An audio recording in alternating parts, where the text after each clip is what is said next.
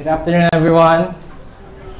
Happy Sunday. Batiin mo yung katabi mo ng Happy Sunday. Ayan, if you are a guest today at nauto ka, sinabi sa iyo na pag-uusapan ng pagkain, ayan, nabudol po kayo.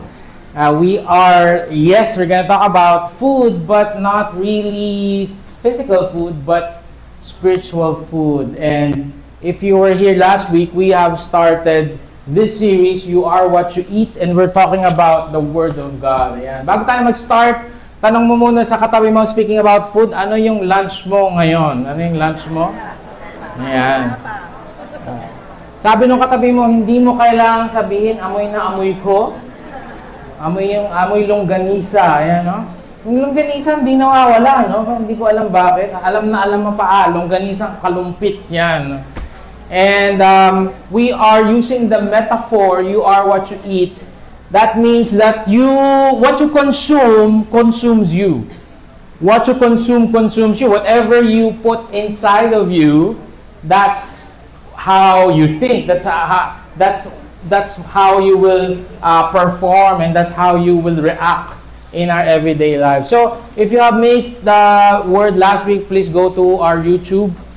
We've talked about the authority of Scripture. Today, we are going to talk about the sufficiency of Scripture. Sabihin nyo nga, sufficiency.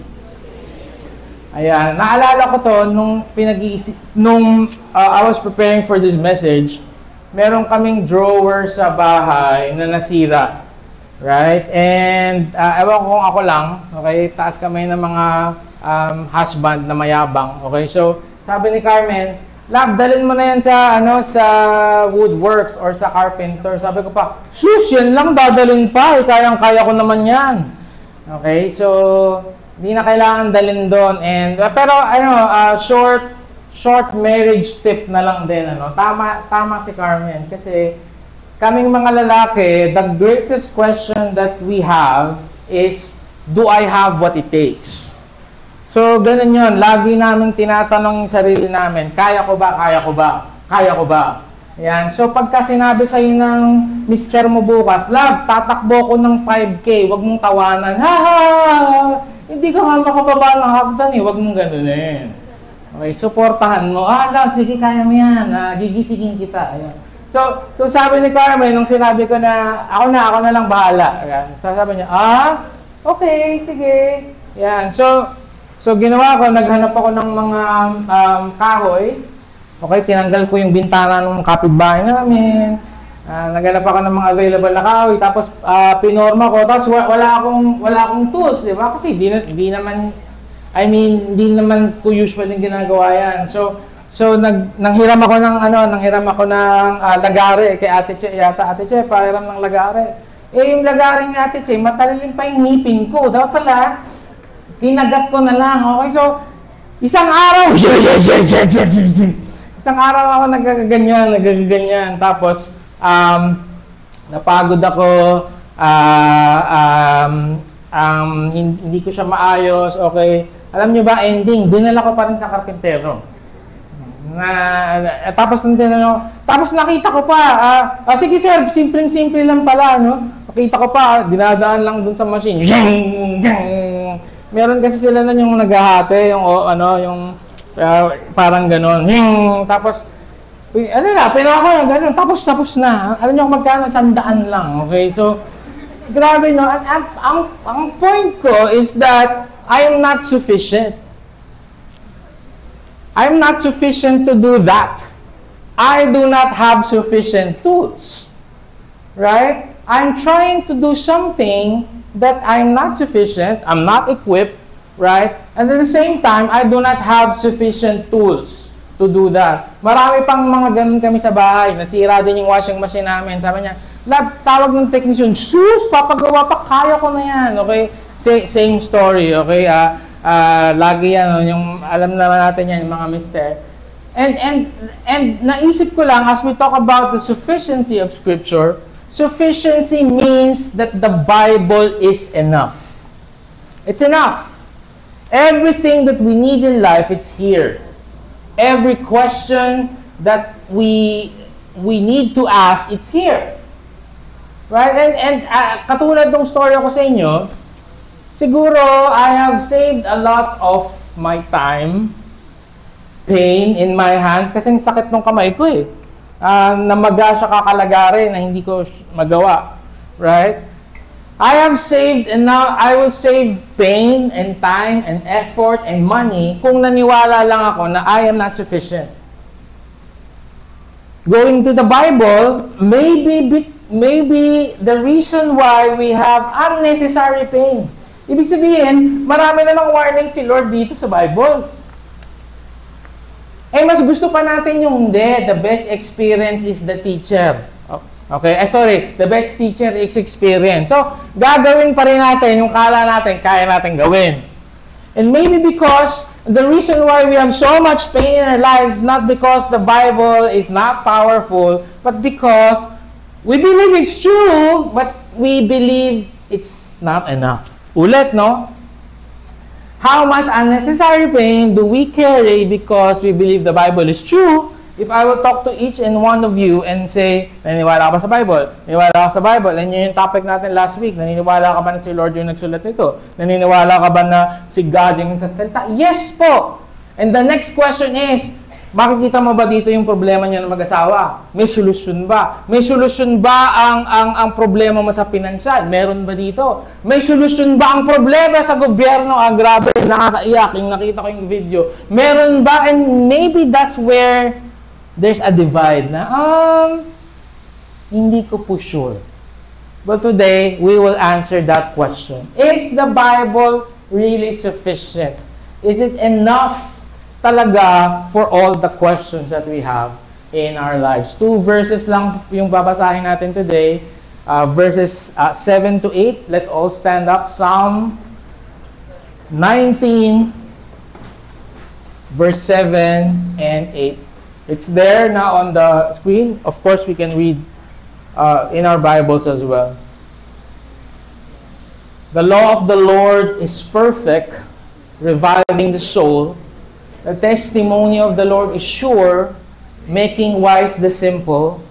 The precepts of the Lord are right, rejoicing the heart. The commandment of the Lord is pure, enlightening the eyes. Lord, I pray, God, as we talk about sufficiency of Scripture, it simply means the Bible is enough. It has the answer to all our questions, Lord.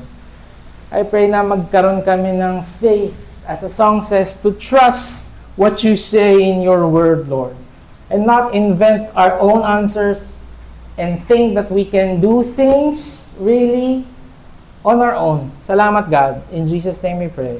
Amen.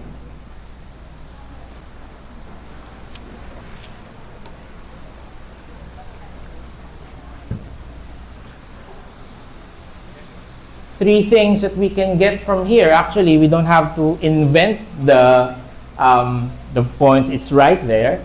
Number 1, the Word of God is perfect. Sabihin mo yung katabi mo, perfect. Okay, tingnan mo yung katabi mo, perfect yan.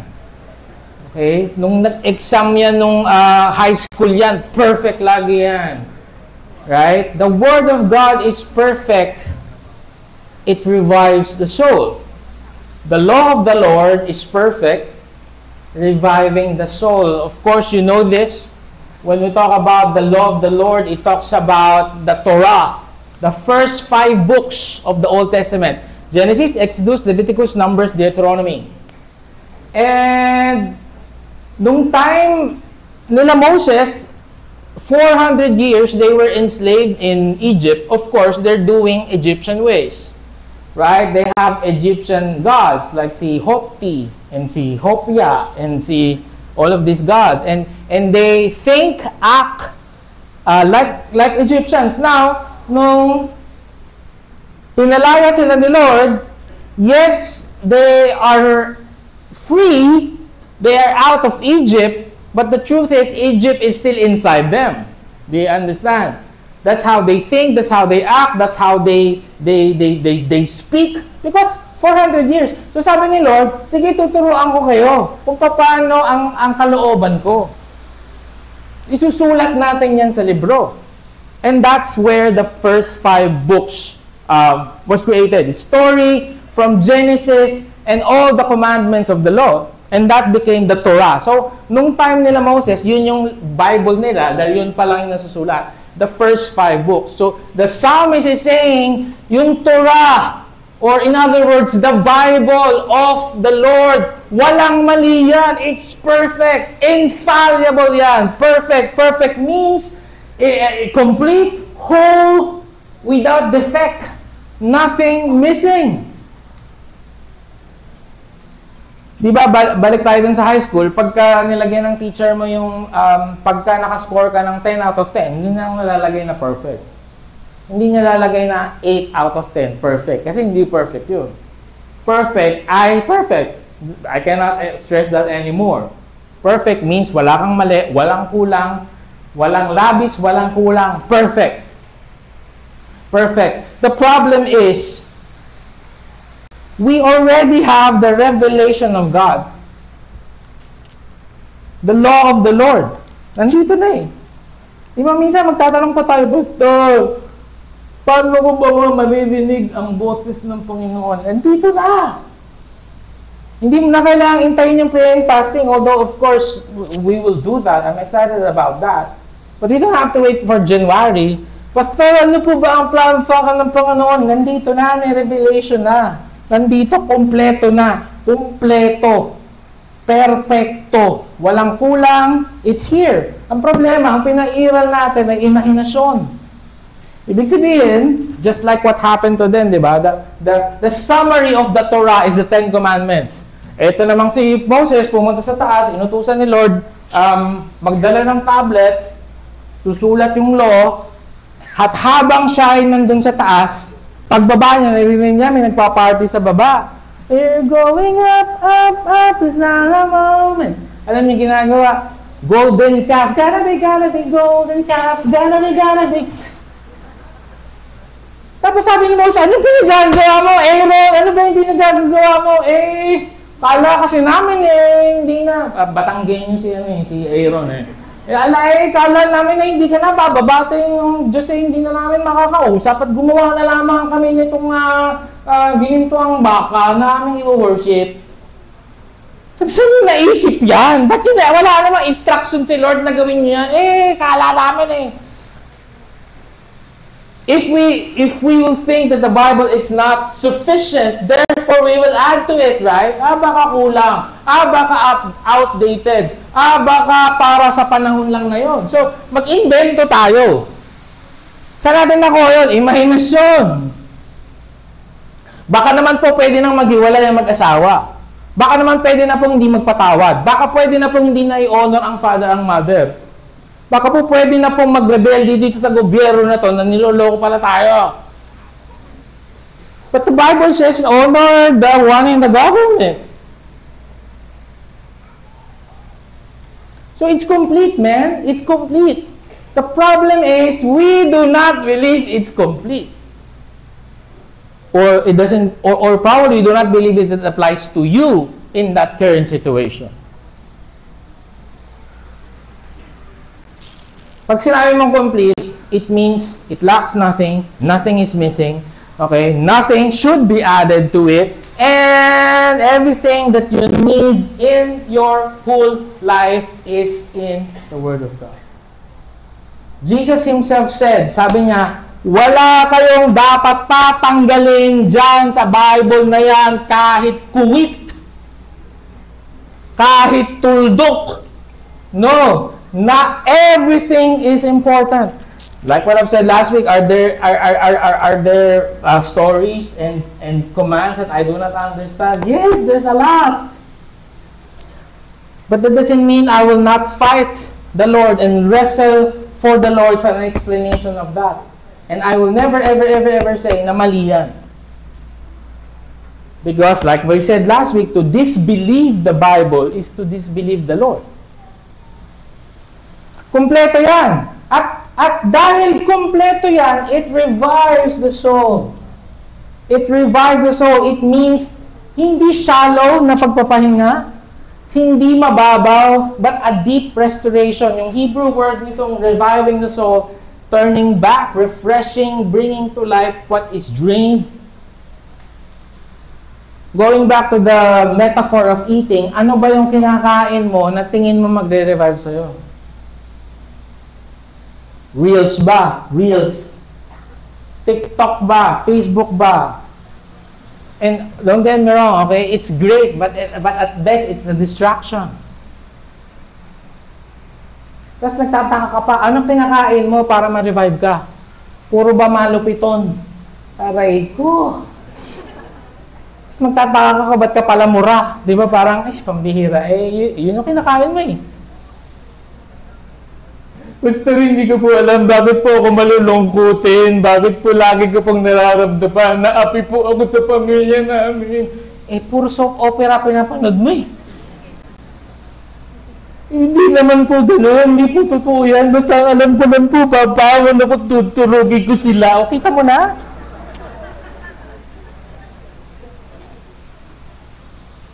And it could be the good things. Ako, pastor, ako, TED Talks ako, or National Geographic. Alam niyo po ba na ang pagong, ayun, okay. That's not bad. I'm not saying don't do that, but does it really revive you? Or is it shallow? After laughing, di ba? Yung minsan, ako nangyayari sa akin to, ay, 5 minutes lang, magre-release lang ako, okay? Pag tingin mo, 5 hours na pala, namumugto na yung mata mo, no? Kasi, na-stuck ka na doon. Beach ba? Beach ba yung makapag-revive sa'yo? Right? We were, dami nangyari this week. Of course, you know, Sinar Post, Pastor Dennis went with the Lord. We had a training or more of a reunion ng ating global family. Tuesday to Thursday. Right? Sobrang nakapagod. Kaya yung mga, di ba, ay, makapagburakay nga para makapagpahinga. Pero pagbalik mo, mas pagod ka pa. Because all of these things are shallow. Again, I'm not saying don't enjoy it, right? Ito December na papasok na naman, right? I hope that we will focus on the real thing. 13th month, will it really revive you?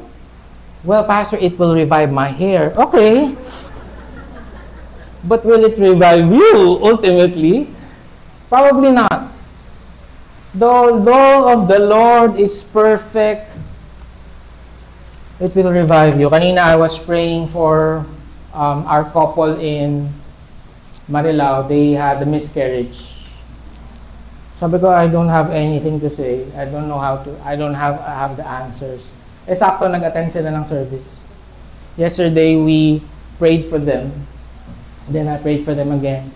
Sabi ko, let the Lord of God revive you because nothing else in this world will revive you but the law of the Lord because yun lang yung perfect.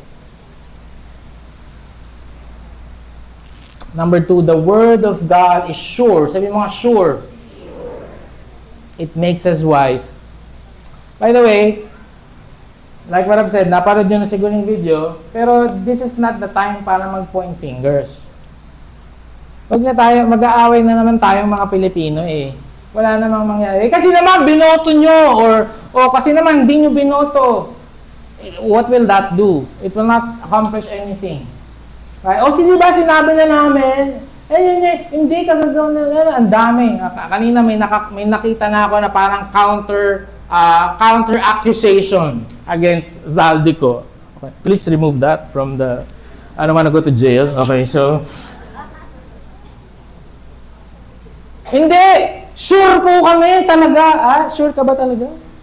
Even the testimony, is it really sure?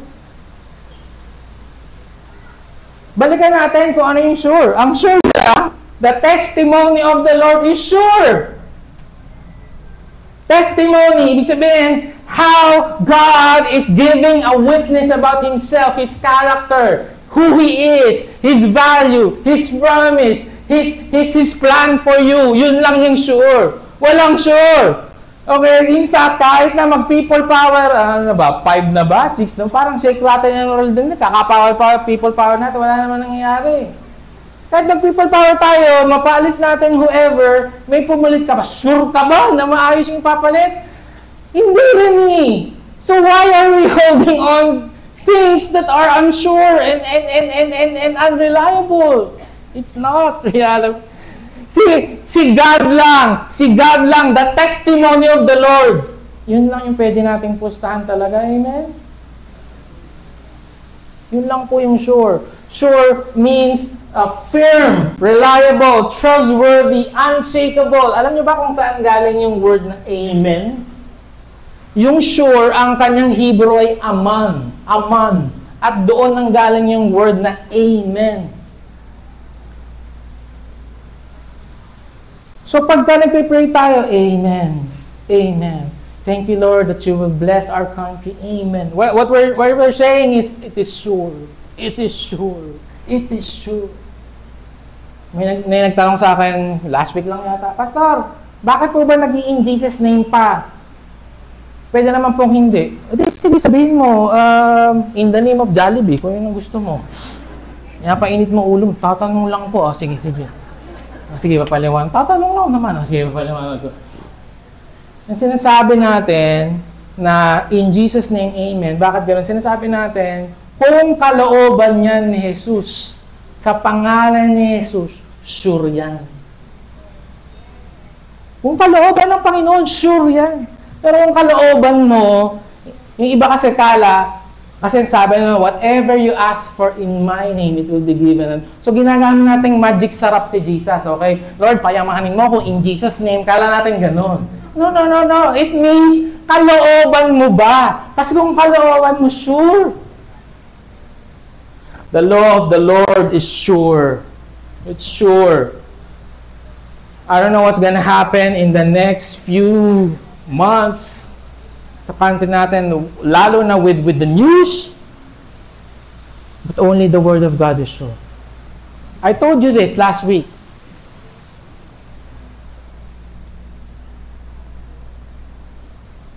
The main engineer of the Titanic said, may nagtanong kasi sa kanya, may isang Pilipino na sakay ng Titanic, lulubog po ba to? No. I'm sure that not even God can sink this ship. And we all know the story. 1,535 dead. Nung pandemic, ang dami negosyo na nagbo-boom. Sure na yan, okay? Sure ba talaga? Hindi nga natin na-anticipate yung pandemic. Ito yung kuhanin mong course. Sure na mataas ang sweldo. Sure ka ba? Kaya kailangan natin yung salita ng Diyos. Kasi ang sabi doon, when we put our trust in the only stable, firm, reliable thing in the world, it will make wise the simple. Sino yung mga simple? Ako! I don't know about you. Kanina I was talking about to someone. There's doctors that attends our congregation. These people are smart. I am not that person. I am just a simple person. Alam mo sabihin ng simple?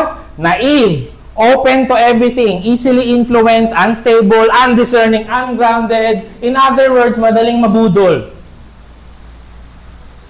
In other words, scam, pwedeng ma-scam. I'm not talking about intelligence. I'm not talking about knowledge. I'm talking about everyday decision things. Kung wala daw ang salita ng Diyos, madali kang budulin. Kasi yung utak natin, isipan natin, buong pagkatao natin, unstable, undiscerning, undeniable, ungrounded, easily influenced.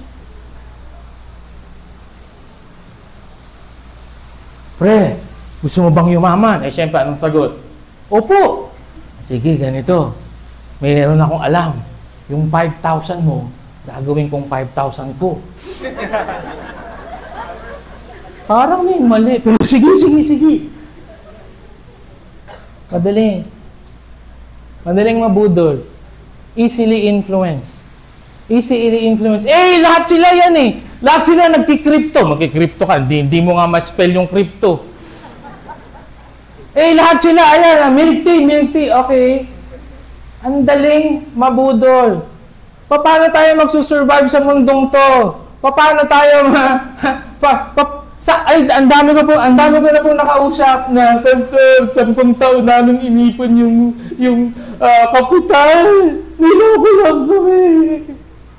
Sabi po kasi wala daw pong risk. Dun pa lang eh. Walang negosyo na walang risk. If it's too good to be true, it's probably not true. So, we are depending on the Word of God to make us wise. Wise means skill in living. We have discernment and the ability to apply truth.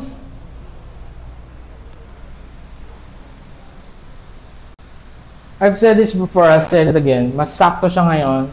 This generation doesn't need knowledge. It needs wisdom. Ang tatalino na lang, mga anak namin tatalino na eh. Ang tatalino ng mga anak ko. Siyempre, mga nasa kay Carmen, siyempre. Kino-correct pa kami niyan sa mga spelling. Sabi ko kaninang SM Marilao, we are slaves of the Spain for 400 years. Bigla siyang actually, that is just 330. O, sige, ikaw na dito. They're intelligent, they're smart. The teenagers, the young adult, they are very much advanced. Information is very much available there. But the question is, do you have wisdom? Do they have wisdom? I don't think so, because wisdom comes. The fear of the Lord is the beginning of wisdom. Ano ba yung fear? Ano ba yung fear of the Lord na sinasabi ng Lord? Ayokong mag-move forward na hindi mo kalooban kasi sasablay ako eh.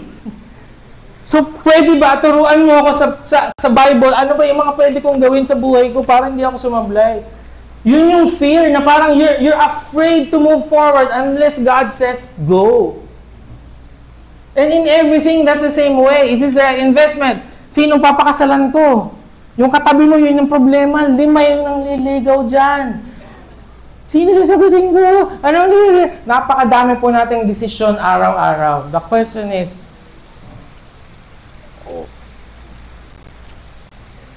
unreliable, unstable, undiscerning, ungrounded mind daw tayo.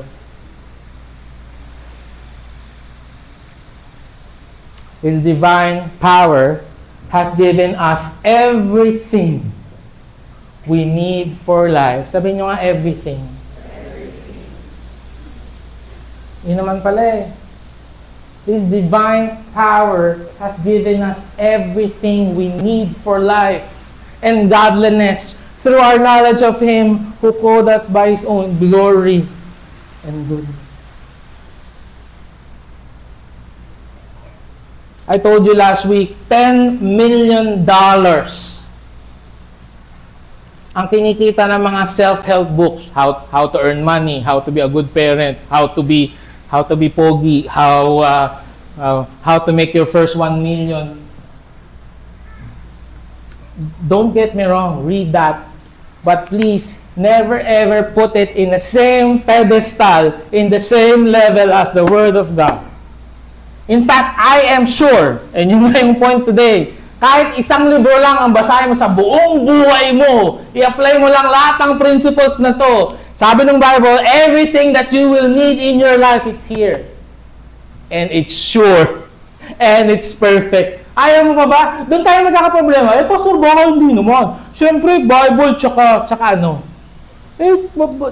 Tsaka ano?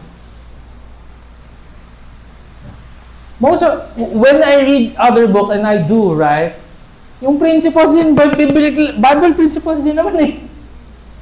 They probably don't know it. They probably will not quote it.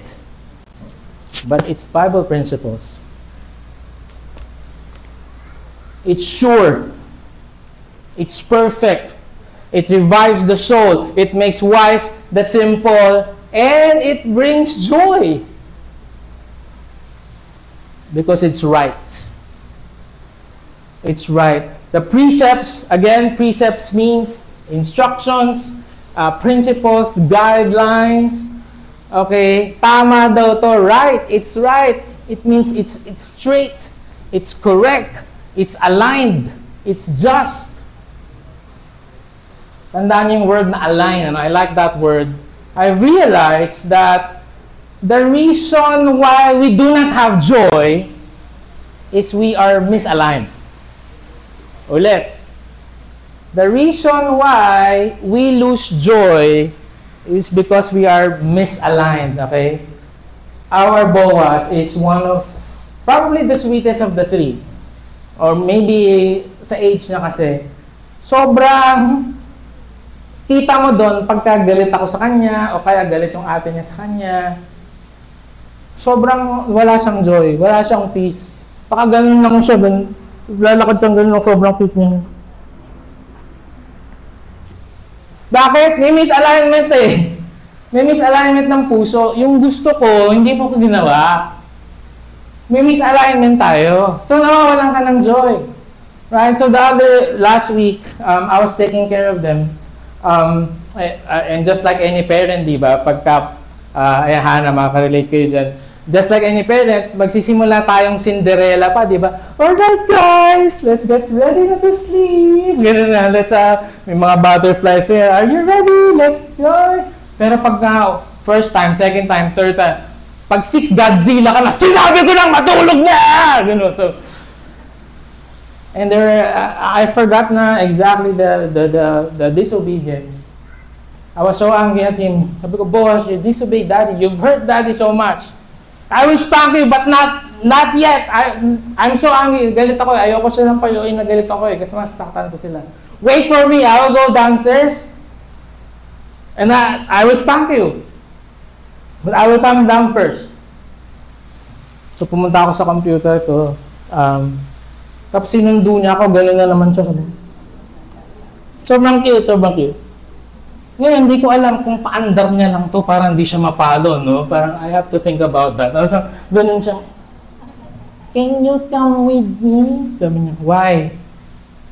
So medyo kumalman na ako, okay. Tapos dinikit niya to sa pintuan namin. So, elevator kami, 13th floor. Nakakaangat-angat kasi kami. So, elevator, 13th floor, tapos, sa kwarto namin, nakalagay ito, I'm sorry, Dad. I'm so sorry, Daddy. Please, Dad. Please. So sorry, I won't do that again. Forgive me. I'm so sorry.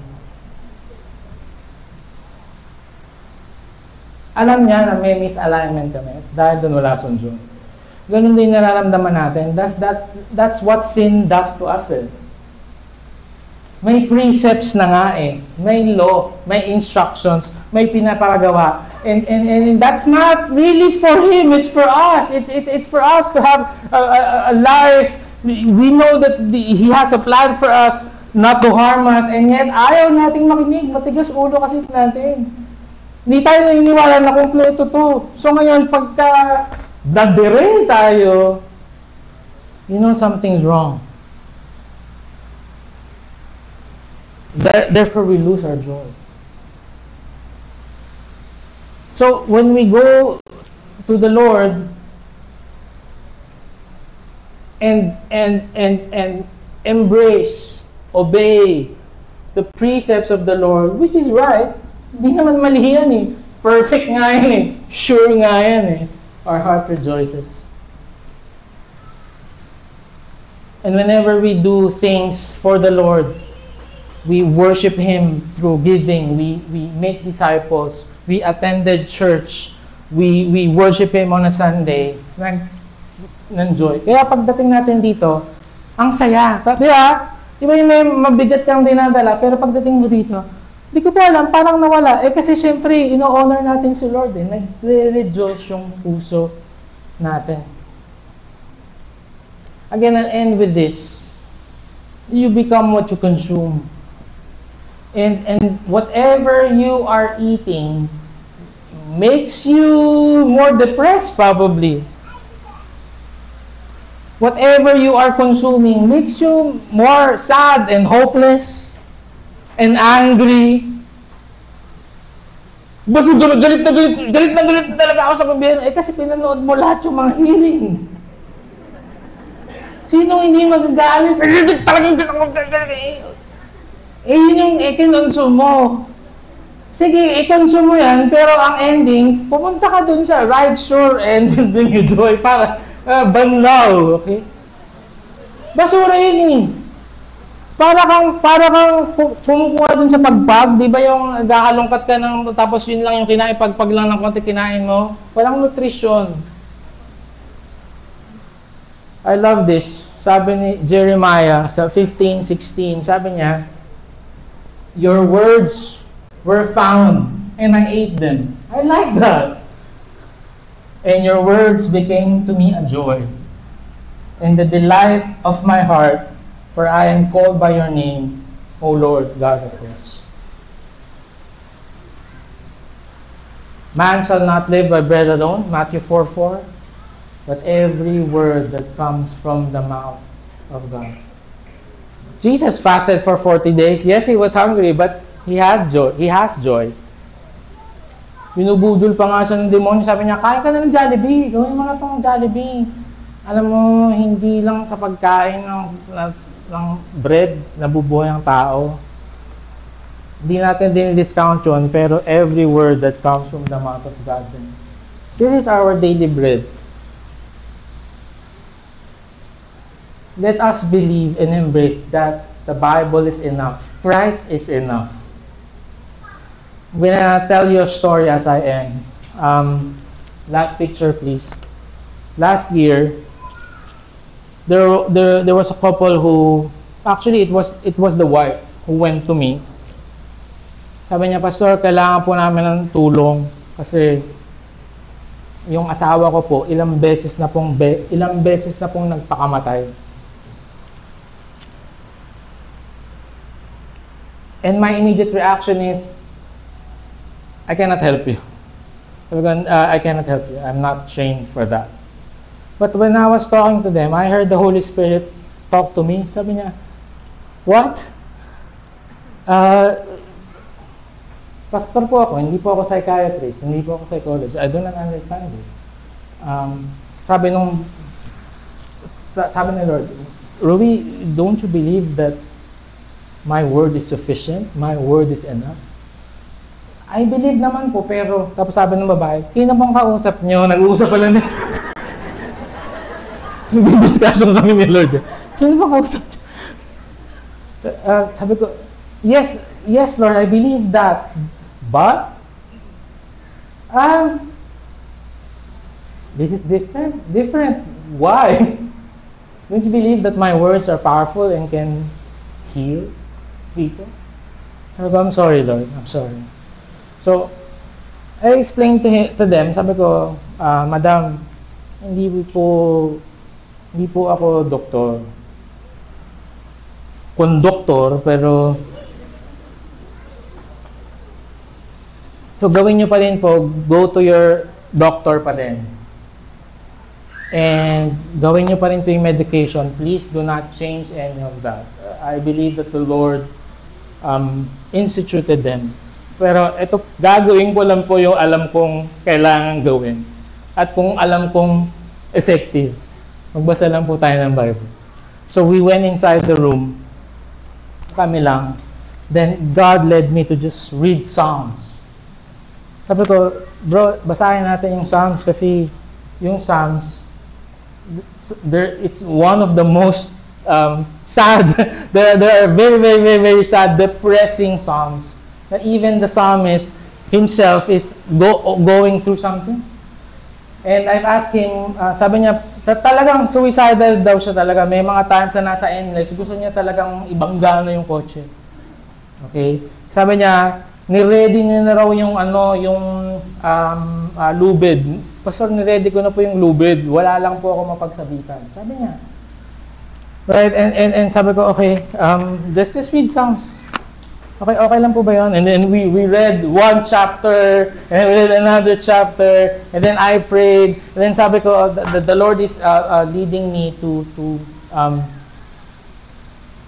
go back to the memory that you committed suicide. Sabi ko sa kanya, pikit ka nga bro, and then he did that. Tapos sabi ko, nakakita mo ba si Jesus in that scene? Sabi niya, wala po si Jesus.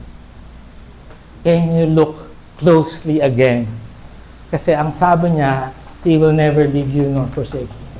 And then sabi niya, yes, Pastor, and he began crying. Sabi niya, nakita ko na po si Jesus. Actually, siya po yung pumipigil ng kamay ko habang nagdadrive. Sinasabi niya po na mahal niya ako, wag ko itong gawin. And then we did that again, and then I gave my number. Sabi ko dun sa wife niya, ito po yung number ko, pagka may episode, please call me. God loves you, He doesn't want you to end your life. And let's meet again next week. Okay lang ba? Okay lang po. 500 per hour kasi nakatatlo na. Hindi ko siningil. Siyempre naman. So next week ulit. And then we did that next week. Wala pa ako ibang ginawa. Yun lang alam ko, pastor ako, hindi naman ako doktor eh. So, nag-read lang kami ulit ng songs, and then we went back again to the memories. And then, iyak kami ulit, then pray ulit. And then, next week ulit, and then we did that again. On the 4th week, hindi na po sila bumalik. Kinakabahan na kayo, ano na kaya? Natuluyan kaya. Malalaman po natin next week ang sagot. So, sobrang detail na natin sa atin kayo, di ba? So, next week po, hindi na po sila umattend kasi nagsabi niya, Pastor, I'm so much better. So much better. Wala na po akong episodes. Thank you so much. You know what? That was a year ago.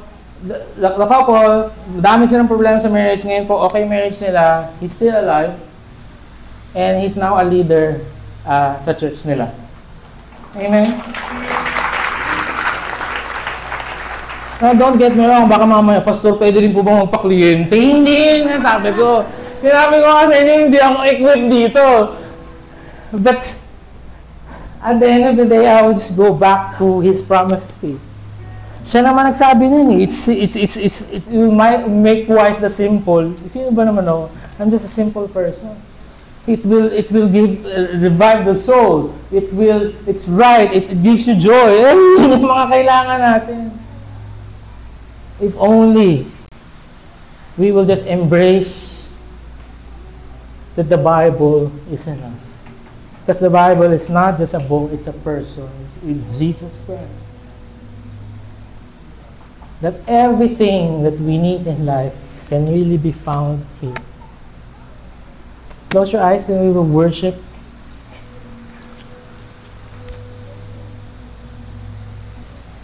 Lord, sorry. First thing that we're gonna say, we repent. Because we're looking at the Bible, like a fairy tale book. Masaya, encouraging, ganda ng stories, ganda ng mga miracle, pero hindi namin siya mayakap na kompleto siya eh. And we revert back to going to the wisdom of the world. Na iba-iba naman yung worldview. And like what I've said kanina, if there's just one book in our entire life that we will read and it will make us successful in everything, in finances, in our business, in our family, nandito talaga eh. Sola Scriptura, Scripture alone. May we embrace that. May we embrace the authority. May power to. Because these are the words of God Himself. And it's useful for teaching, for rebuking, for correcting, for training in righteousness. It revives our soul. It enlightens our eyes. It makes our heart rejoice. It's right. It's sure. In a world where nothing is sure, your word is sure. The unfolding of your word gives light. May it guide us. Your word is a lamp unto our feet, a guide unto our path. Sobrang daming instructions, Lord. Ini-ignore lang namin. Pinipilit namin yung gusto namin, diskarte namin, katalinuhan namin. May we have a reset button today. At kung first time namin itong marinig na, Wow! Ganun pala yun. Then let it be a start today that we will really eat the Word of God every single day because you are enough. You are enough. Let's all stand. Let's just end in worship.